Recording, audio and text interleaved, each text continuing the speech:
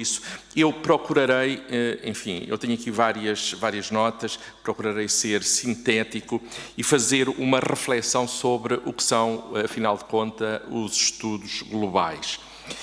E para mim, para nós, os estudos globais constituem um campo académico interdisciplinar e transdisciplinar em consolidação, orientado para a compreensão sistemática dos fenómenos que estruturam a chamada idade global. Não se trata apenas de um novo objeto empírico, mas de uma reconfiguração epistemológica das ciências sociais e humanas face a transformações profundas na escala, na intensidade e na natureza das interdependências globais. Na verdade, nós convocamos outras disciplinas, outros domínios científicos que não apenas o grande domínio das ciências sociais e humanas. Mas eu também me quero colocar, agora em particular, na minha qualidade enquanto professor de Ciências Políticas e Jurídicas, enquanto professor de Direito e de Ciência Política e cultor dos estudos globais. E, nesse sentido, estruturei a minha resposta, o que são os estudos globais, em 3 planos: a definição do campo epistemológico, a pertinência epistemológica para a compreensão da idade global e o contributo dos estudos globais para aquilo que para nós é importante para uma globalização humanista. E, nesse sentido, quanto à definição ou porventura descrição, de facto, a questão etimológica aqui também é relevante. Eu, como disse, são um campo para nós, claramente, e de acordo com as melhores orientações internacionais, são um campo inter e transdisciplinar dedicado ao estudo de processos, estruturas, agentes e normatividades que operam à escala global, ultrapassando, sem eliminar, os quadros analíticos centrados no Estado-nação. Como características estruturantes, algumas, 4 características: a escala global como unidade de análise. Isto parece-me importante. Não se trata de relações internacionais ampliadas, mas da análise de fenómenos cuja lógica constitutiva é global. Dou aqui exemplos: alterações climáticas, cadeias de valor, mobilidade humana, governança digital, segurança transnacional, direitos humanos, pandemias, financiarização das economias. Ou seja, o global não é apenas um nível, mas um espaço relacional. Segunda característica, uma interdisciplinaridade forte e não simplesmente aditiva. De facto, integra contributos do direito, da ciência política, das relações internacionais, da sociologia, da história, da economia, de várias disciplinas das ciências sociais e humanas, mas também de outros domínios científicos. Por exemplo, do ambiente e da sustentabilidade. Temos aqui uma colega dessa área. Ou seja, o objetivo não é justapor disciplinas, mas rearticular categorias analíticas. E, nesse sentido, também tendo para a transdisciplinaridade, procurarei falar um pouco mais adiante. A centralidade, terceira característica, de agentes não estatais e híbridos. Organizações internacionais que não necessariamente compostas por Estados, organizações não governamentais, empresas transnacionais, tribunais internacionais, redes epistémicas, também faz parte, falamos aqui da universidade, da ciência, cidades que se dizem globais, universidades, lá está, globais, movimentos sociais. Algo muito importante para mim, como jurista e cientista político, a emergência de formas de autoridade sem poderes soberanos. Há aqui, de facto, alguma coisa que muda.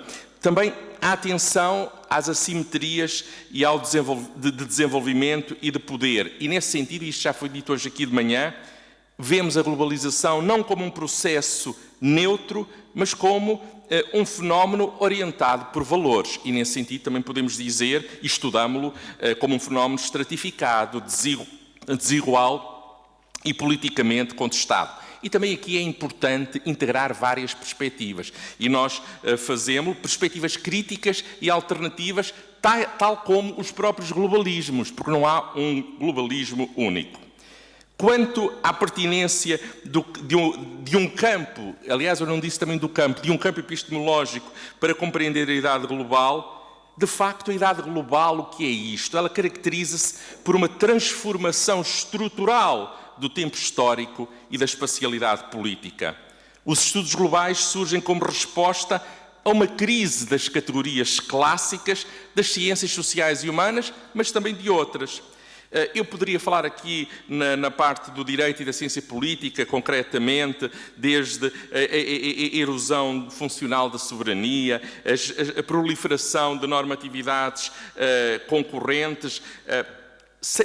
Do que não há dúvidas é do seguinte, e agora aqui até ligando concretamente o direito e a ciência política, o direito internacional, tal como ele hoje existe, é insuficiente.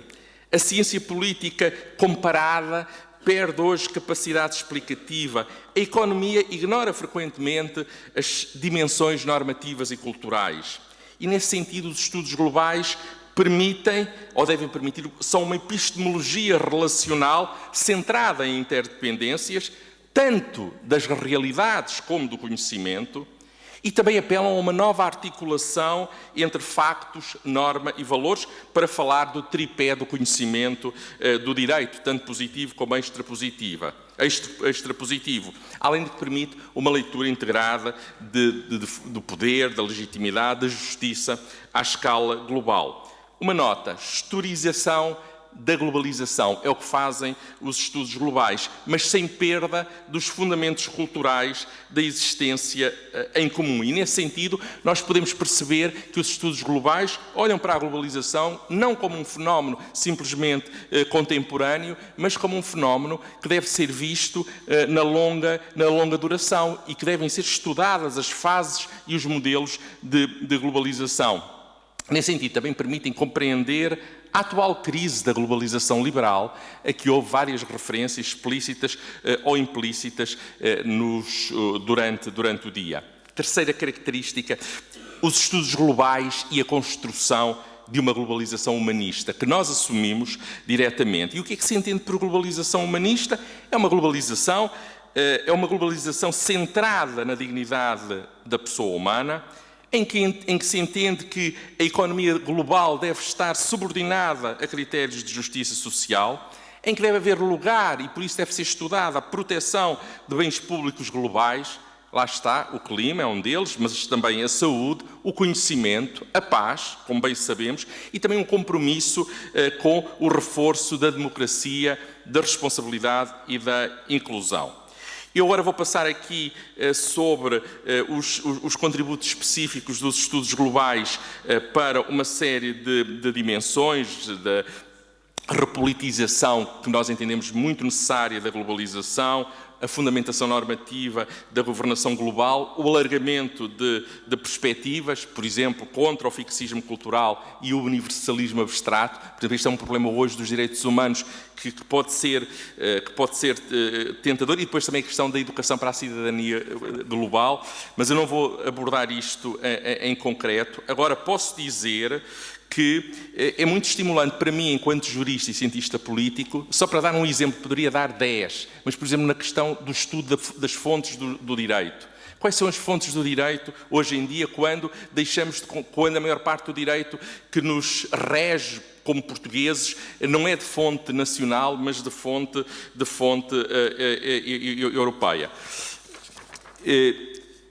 Enfim, isto permite-nos estudar fenómenos como o constitucionalismo multinível e o constitucionalismo global. Eu, quando há uns anos, me entreguei a um projeto profundamente inovador, que era estudar as possibilidades de criação de um tribunal constitucional internacional, caíram-nos em cima. Como é que é possível pensar essa realidade? Isso é uma impossibilidade? Claro que é uma impossibilidade se temos o paradigma estadocêntrico ou se simplesmente ignoramos a relevância dos direitos humanos como possível e desejável gramática das democracias contemporâneas. Enfim, eu vou passar várias dessas dimensões porque eu gostaria de referir uma coisa para concluir. O que são os estudos globais? Eu faço aqui uma pergunta. São um método? São uma área do saber interdisciplinar ou mesmo transdisciplinar? Ora bem, esta questão é central e inevitável para qualquer reflexão epistemologicamente exigente sobre os estudos globais. E a resposta é: os estudos globais não são um método, mas um campo do saber interdisciplinar em transição para a transdisciplinaridade com implicações metodológicas próprias. Vejamos, porquê é que não são um método? Os estudos globais não constituem um método de investigação autónoma no sentido de que são, por exemplo, a análise dogmática do direito, a análise comparada em ciência política, a etnografia em antropologia ou os métodos quantitativos em economia. Na verdade, não existe um método dos estudos globais com procedimentos específicos, com técnicas próprias de recolha de dados, com regras exclusivas de validação. Na verdade, os estudos globais mobilizam métodos existentes, escolhendo-os em função do problema e não da disciplina de origem. Neste sentido, o campo é metodologicamente pluralista. Isto é particularmente relevante. O facto de os estudos globais não serem um método não os torna epistemologicamente frágeis, antes os torna abertos e reflexivos. E, sendo os estudos globais uma área do saber interdisciplinar e transdisciplinar, nós defendemos uma ideia de uma transdisciplinaridade forte. Eu não vou agora falar sobre isto, mas seria que é muito interessante. E, na verdade, isto tem fortes implicações para a forma como olhamos o mundo e para a forma como nos organizamos como universidades. Porque, na verdade, isto tem implicações não apenas... Isto é um problema não apenas epistemológico, de saber o que são os estudos globais, mas depois como organizamos os estudos globais nas nossas instituições. E o pior que nos pode acontecer, francamente, é dizer-se como é uma área quadro, que assim podemos dizer, transversal, que ainda não está totalmente consolidada, então vamos ignorá-la. Ora bem, isto significa atrasarmos-nos em relação ao resto do mundo. Parece que às vezes é um fado, um destino do país, andar, se já não 200 anos, andar 20 anos, ou 10 anos, ou 5 anos atrás do resto do mundo, o que para nós corresponde a séculos. E é por isso, enfim, haveria aqui muito mais para dizer, e com outro pormenor que eu tenho pena de não ter conseguido transmitir, mas só o facto de ter aqui as nossas colegas e ter-vos a todos é realmente um privilégio e uma conquista. Como dizia o professor Tribolé, como é que era sobre um passo curto, não é? Visão larga, exatamente. Visão larga e passo curto. Para não nos acontecer aquilo que foi relatado há poucos dias por Pacheco Pereira sobre uma reunião secretamente gravada na Universidade de Lourenço Marques em finais dos anos 60, em que alguém queria propor o curso de Economia e foi rejeitado porque a Economia não existia como ciência. Obrigado.